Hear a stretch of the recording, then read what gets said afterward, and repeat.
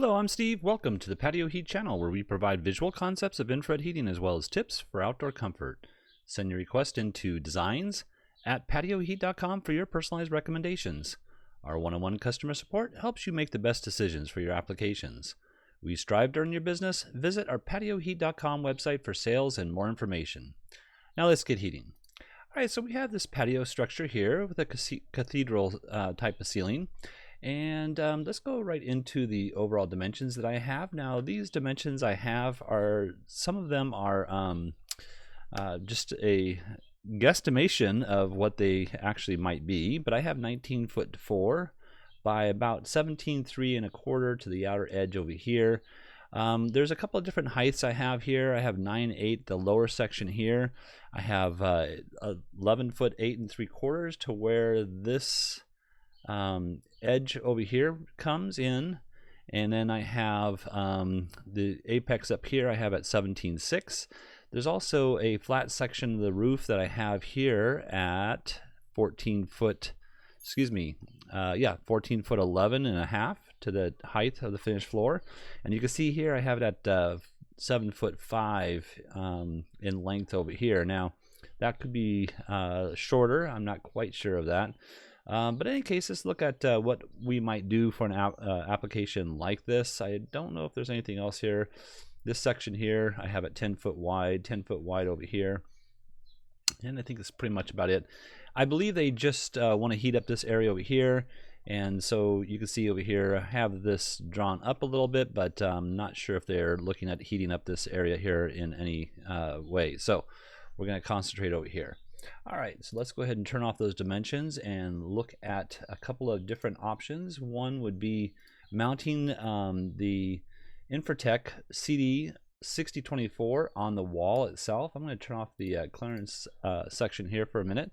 So basically I have this centered within the patio. I have these at a 30-degree tilt off the wall.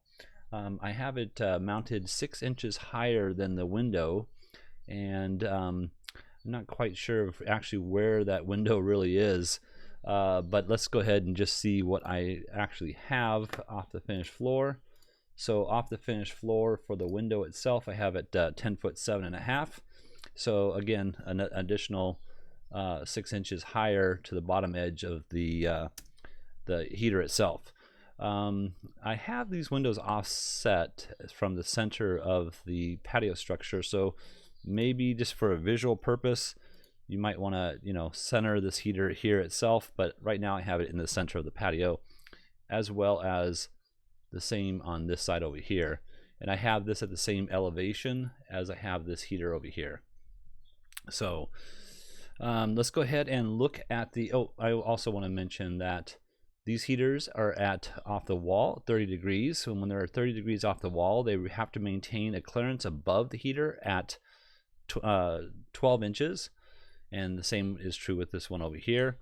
And so 30 degrees down towards from straight down 30 degrees up is the angle that I have here. So let's go ahead and let me click this and turn on the footprint of heat so you can see kind of what we're dealing with. So the footprint of heat is essentially a 12-foot section this direction, and then we're covering the majority of the space. You can see that we're not quite hitting over here because of the fact that I have this at 12 inches wide. So that's a foot, and some inches here, maybe 6 inches over here, back into the structure area. But I think this would be a very good application here, and I think this would heat up the area fairly decently. So it really would extend your outdoor experience over here.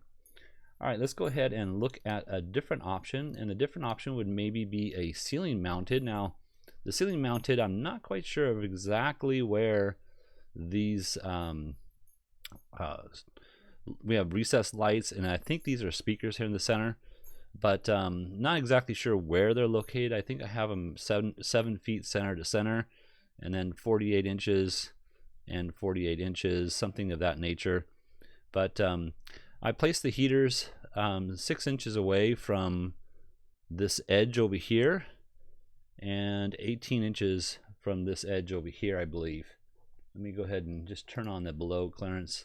Actually, it's 24 inches from this edge going up 24 inches to the center of the bracket itself. And so we're maintaining the clearances.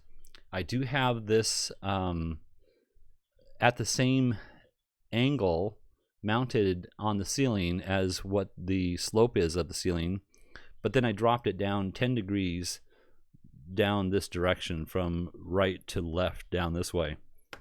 So that way my ray is penetrating more of this, you know, open space over here and over here, as opposed to, you know, traveling out this direction here.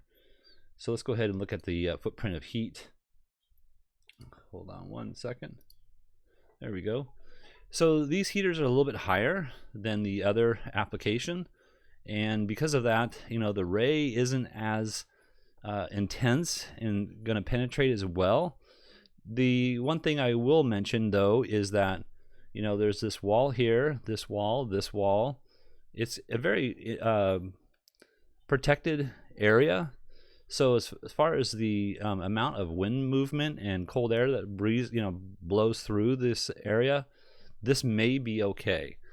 It really depends on which way that wind direction is going.